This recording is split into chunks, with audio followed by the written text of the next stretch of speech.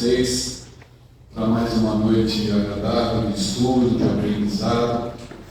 Que Deus nosso Pai, nossa Mãe Maria, os Espíritos que nos acompanham, os leitores dessa casa, e Jesus, o nosso Mestre, esteja conosco. Nós vamos falar hoje sobre um assunto que às vezes nos deixa preocupados. Nós vamos falar do conhecimento de si, né? Conhece-te a ti mesmo.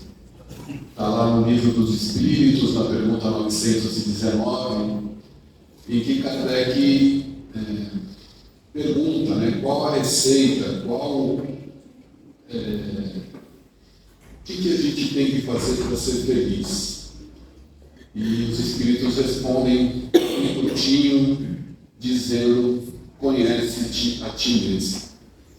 E se nós buscarmos o conhecimento lá atrás, né, na época de Sócrates, um filósofo grego, ele também trazia essa frase, né? Ele passava aí essa frase aos seus discípulos, conhece-te a ti mesmo. Havia um templo na Grécia, e na entrada do templo de Delfos havia essa inscrição, conhece-te a ti mesmo. E o que a gente faz com essa questão do conhecer a si mesmo? De olhar para si, do autoconhecimento, do entendimento de quem somos nós. Porque se eu quero ser feliz, se eu quero dar felicidade a alguém, primeiro eu preciso me conhecer. Primeiro eu preciso entender qual o meu papel. Tem um texto de Joana de Ângeles, a mentora de Paulo Pereira Franco, que ela diz assim: o que nós fazemos com todo o conhecimento, nós, espíritas, nós, seres humanos em geral, o que fazemos com tanto conhecimento, se não nos responsabilizamos pelas nossas atitudes, não nos conhecemos? E é muito importante que nós nos preocupemos com essa questão do conhecimento. Porque se Sócrates, há 500 anos antes de Cristo, dizia: conhece-te a ti mesmo para se livrar das trevas, para que você tenha o conhecimento de si. Livrar das trevas não é o fogo, é das trevas que existem dentro de nós, dos medos, das dificuldades, dos apoios que nós mesmos criamos às vezes para nós. E isso fica muito claro nos dias atuais, né? Porque se eu não busco me conhecer, eu não vou atingir nenhuma meta. Um atleta de alta performance, nós tivemos um brasileiro recentemente que conseguiu correr 100 metros em menos de 10 segundos. E foge o nome dele nesse momento. Mas se nós pegarmos como ele atingiu isso, como ele fez para atingir 100 metros em menos de 10 segundos, ele precisou conhecer o corpo dele. Ele precisou se esforçar para ter essa máquina que é o nosso corpo humano funcionando. E ele conseguiu. Há muito tempo, ou há nenhum tempo brasileiro conseguiu correr 100 metros em menos de 10 segundos. E para que a gente evolua espiritualmente, é importante que nós identifiquemos em nós as nossas virtudes, para que a gente possa aprimorá-las, buscar as nossas más tendências, para que possamos eliminá-las. O autoconhecimento vai servir para um processo de libertação que vai permitir que nós sejamos realmente nós mesmos. E quando eu me olho, e quando eu começo a tirar as máscaras, a gente começa a ficar um pouco com receio do que a gente vai encontrar, do que a gente vai ver com essas máscaras arrancadas. Santo Agostinho, eu sempre vou repetir isso todas as vezes que eu citar o nome dele, foi o único santo que virou santo vivo. Santo Agostinho não precisou desencarnar para virar santo. Por dois motivos. Primeiro, porque a mãe dele, durante 32 anos, 24 horas por dia, orava para que Jesus o transformasse. 32 anos. E porque ele aceitou se transformar. E ele nos dá um conselho nessa mesma pergunta, 919A, no Livro dos Espíritos, o que nós temos que fazer para começarmos a entender essa questão do autoconhecimento, do conhece-te a ti mesmo. Ele, antes de dormir, ele refletia sobre tudo o que tinha acontecido durante o seu dia. Se ele fez todo o bem que ele podia, se ele buscou o entendimento que ele precisava. E ele sugere, eu vou exatamente o que ele diz, que ele nos sugere, que devemos refletir sobre as nossas atitudes diárias, nossas palavras, nossos sentimentos, nossas ações, sejam elas positivas ou negativas. E conta que diariamente, ao fim do dia, interrogava a sua consciência, perguntando a si mesmo se não faltara com algum dever, se teria dado motivos para que alguém deles se queixara. E ele afirma que, agindo assim, foi descobrindo as mudanças interiores que necessitava. Quando eu me analiso, quando eu olho para mim, eu começo a ver os meus lados bons e os não tão bons. Todos nós temos as nossas tendências não tão boas, que não admitimos. Nós temos a mania de julgar o outro, de nos tornarmos vítimas de alguma ação. Eu sou assim porque o outro fez. Ah, mas a pessoa me pisou no carro, a pessoa me fez isso, fez aquilo. Isso denota que nós então somos perfeitos. Porque se eu terceirizo a culpa, se eu ponho a culpa sempre no outro, como será que eu sou perfeito? Não é? Por que a minha mãe, quando nós somos pequenos, por que minha mãe e meu pai? Aí casamos, por que minha mulher? Por que meu marido? Por que meu filho? E é dentro dessa questão do pai, da mãe, do filho, do lar, que nós não conseguimos tirar as máscaras. Muito pelo desculpa, ao contrário. Que a gente não fica sem máscara. Dentro do lar nós estamos totalmente, porque as pessoas nos conhecem, nós estamos totalmente livres dessas máscaras. Na rua, no trabalho, na escola, no meio social, eu coloco máscaras. Eu sou bonzinho, eu vou fazendo aquilo que me convém, vou me adequando ao ambiente. Mas dentro do lar, que é como todos os espíritos, Joana, Emmanuel, André Luiz, todos, é o maior banco escolar que nós temos, o lar. E no lar não tem como eu ficar com máscaras. E aí começam a vir essas questões do conhecimento, que a culpa é de um, que a culpa é de outro. A partir do momento que eu começo a entender que eu tenho livre-arbítrio, sim, temos o livre-arbítrio, mas que a minha liberdade já termina quando começa no outro, que eu tenho que ter respeito pelo outro, que eu preciso olhar o outro como irmão. Porque se daqui a pouco Deus nos chama para regressar à pátria espiritual, será que chegando do outro lado vai ter alguém me esperando com mágoa, com raiva, com sentimento de vingança?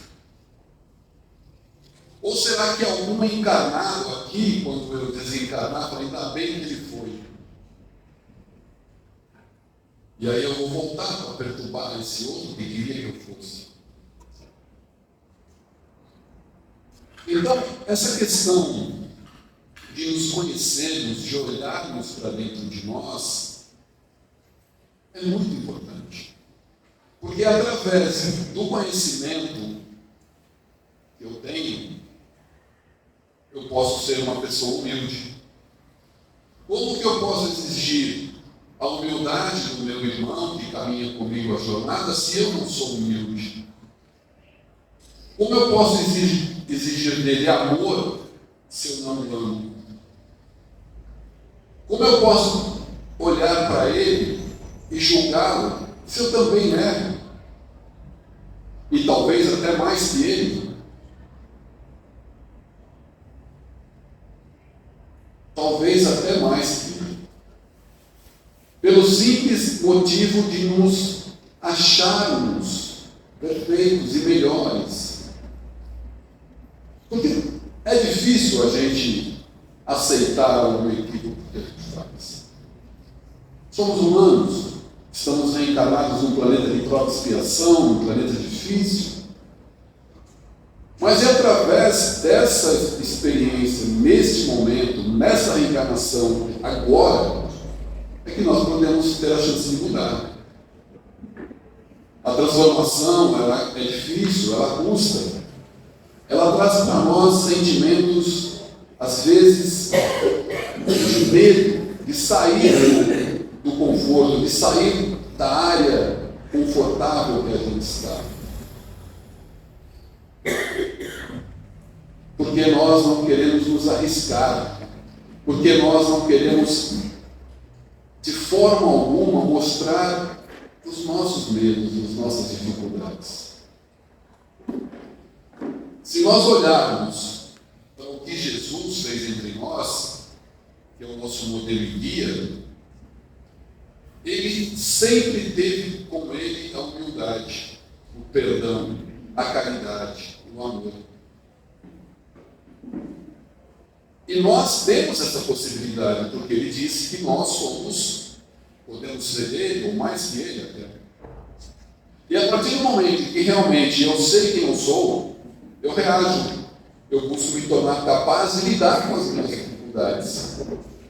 Conhecendo a nós mesmos, seremos capazes de, aos poucos, realizar a nossa reforma íntima. Podemos, aos poucos, transformar pensamentos e ações. Claro que tudo isso é devagar, são doses homeopáticas, ninguém muda no estralar de dedos. É preciso decidir olhar para dentro de si. E não há progresso possível sem essa questão de olhar para si.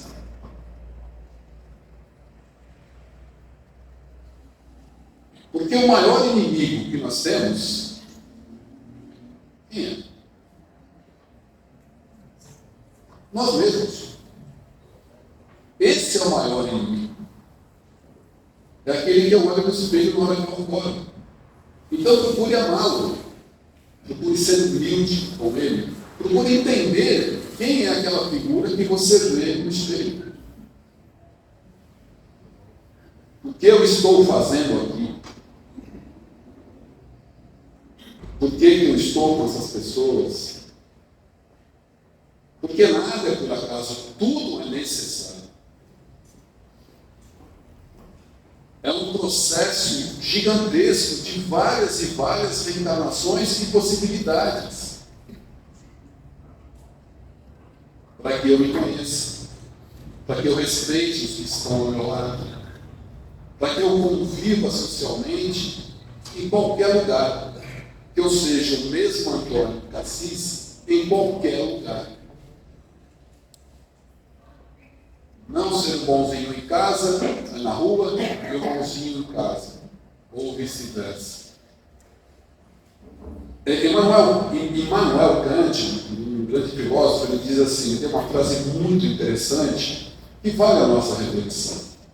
Toda reforma interior e toda mudança para melhor dependem exclusivamente da aplicação do nosso próprio esforço, que possamos conhecer a nós mesmos, para que sejamos capazes de nos libertar de nossas sombras, encontrar a luz, não fora, mas dentro de nós.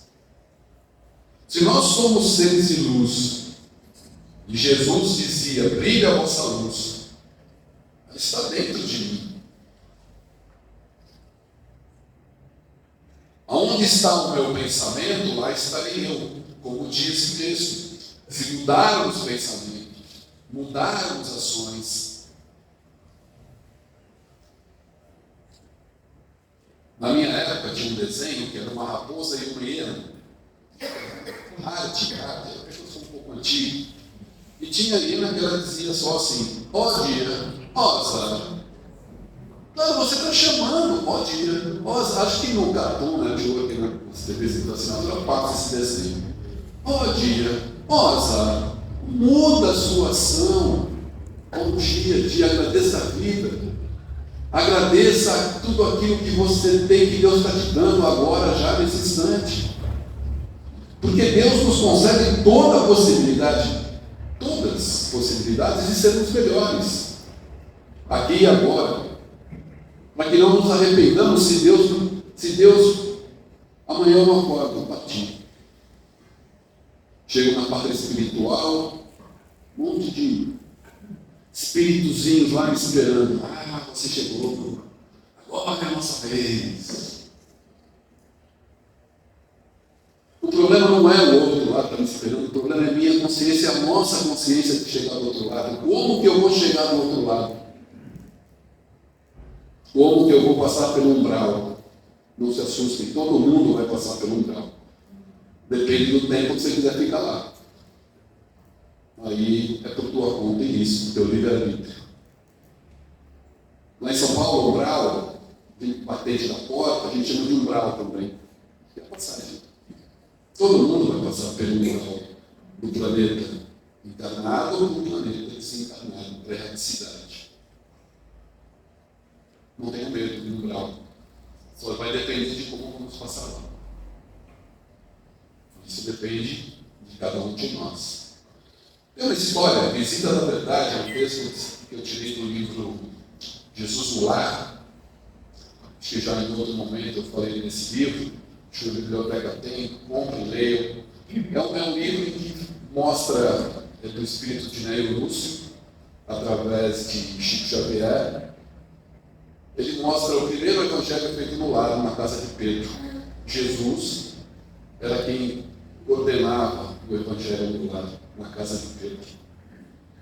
E tem uma passagem lá no capítulo 25 que chama Visita da Verdade. Havia uma pessoa, um homem, que vivia numa caverna totalmente isolado, sofrendo, se odiando, se achando a última das criaturas, não queria mudar, só lamentava, pedia ajuda, mas não queria ajuda. Porque o fato de eu pedir não é a mesma coisa de eu querer. Concorda comigo? Pedir é uma coisa, querer é outra e merecer é outra ainda.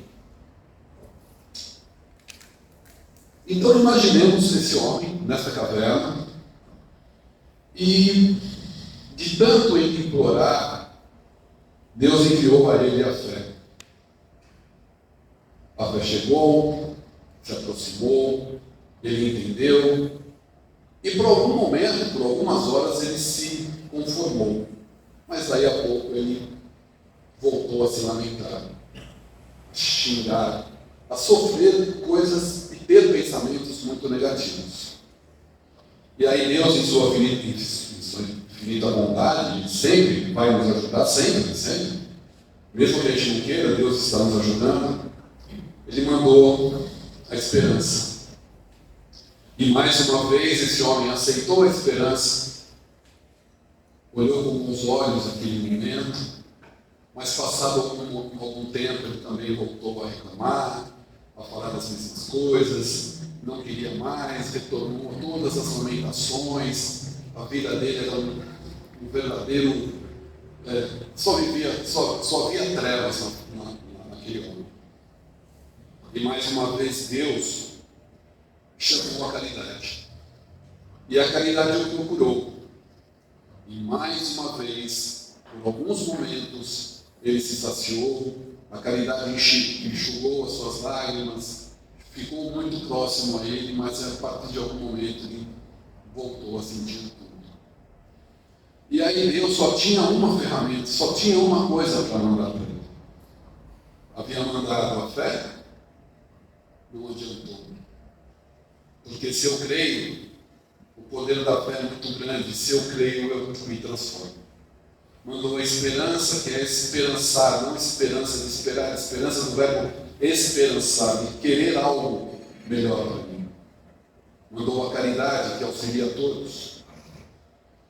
E aí Deus, só me resta uma alternativa, mandou a verdade. E quando ele olhou a verdade, ele começou a se enxergar uma pessoa horrível, cheio de chagas, de defeitos, de dificuldades. E muito rapidamente fugiu daquele lugar onde estava a verdade e foi se esconder em outro lugar. A verdade dói, a verdade machuca, mas ela é necessária. Ela é necessária para que nós nos encontremos, para que eu não tenha medo de me olhar, para que eu não tenha nenhum receio, porque Jesus está comigo, um anjo da guarda está comigo, Deus está comigo, e todos aqueles que me querem bem estão comigo. E esse homem, ele fugiu novamente da verdade, ele não quis ver a realidade para se transformar. E aí Jesus, numa pausa, bem tranquilo, continua, olhou a fisionomia de todos, de Pedro, da esposa de Pedro, de todos os discípulos, apóstolos, e disse assim, Jesus: assim ocorre com a maioria dos homens. Perante a realidade, sentem-se com o direito à recepção de todas as bênçãos do Eterno e gritam fortemente, implorando a ajuda celestial. Quantas e quantas vezes não pedimos a ajuda celestial? Quantas e quantas vezes no nosso cantinho, no afastamento de tudo, a gente solicita essa ajuda? Enquanto amparados pela fé, pela esperança ou pela caridade, consolam-se ou se desconsolam, creem e descreem, tímidos, irritadiços, excitados. Olha que importante, queridos irmãos e irmãs. Todavia, quando a verdade brilha diante deles, revelando-se a condição em que se encontram, costumam fugir, apressados, em busca de esconderijos tenebrosos, dentro dos quais possam cultivar a ilusão. Olha que lindo, né? Só podia ter vindo do Mestre. E quando nós ouvimos essas palavras que Jesus nos traz, o que ele está falando? Não fuja da verdade. Conhece-te a ti mesmo. Analise. Procure dentro de você o que é de bom, para que essas questões negativas se afastem. Haja no bem, pratique o bem. E tem ferramentas simples para serem feitas. Agradecer ao dia, agradecer à vida, agradecer ao lar, ao companheiro, aos filhos, aos amigos. Agradecer. Ter fé, ter esperança, ser caridoso. Ter fé em você, que você pode mudar a você. E se eu posso me mudar, eu aprender a me transformar, eu consigo ajudar o outro a se transformar. Eu consigo ajudar o outro a melhorar. Eu consigo ajudar o outro a ser um ser melhor. Se eu perdoo a mim, se eu pratico o auto-perdão, eu vou saber perdoar o outro, porque eu sei ter perdoado. Se eu amo a mim, se eu tenho o auto-amor, eu vou saber amar o outro. Então, que nós possamos olhar realmente para aquela figura que vemos no espelho ao acordar, ou a qualquer momento, e pensar nessa dádiva que Deus nos deu nessa reencarnação. Não esperemos outra reencarnação, porque a gente não sabe quando será. Aproveitemos esta, olhem para dentro de si, veja como está lá esse eu interior, se está magoado, se está remoendo, se tem que perdoar alguém. E ore para que Deus nos traga a fé, nos traga a esperança, nos traga a verdadeira realidade de quem somos. Porque só eu posso me ajudar. Só eu posso me transformar. Chico Xavier dizia que nenhuma instituição religiosa transforma ninguém. Nenhuma instituição religiosa faz milagre. O milagre é feito por nós. Se eu não quiser me transformar, não tem Deus que dê jeito. E para isso precisamos ser humildes para olhar para essa ferramenta, para olhar para dentro de nós. Precisamos ter o perdão e que nós possamos usar da prece, seja ela qual for, aquilo que vem do coração, para que Jesus, o nosso Mestre tão amado, possa nos ajudar a ter fé, esperança, amor por nós e por todos. Porque eu me transformando, eu sendo melhor, como diz Joana de Ângeles, eu posso transformar a humanidade. Tijolinho por tijolinho. Um grão de areia existe para que o mar exista, para que a praia exista. Uma sementinha existe para que um pomar seja feito. Que sejamos felizes e consigamos nos transformar. Pai Jesus, obrigado, boa noite, até uma próxima.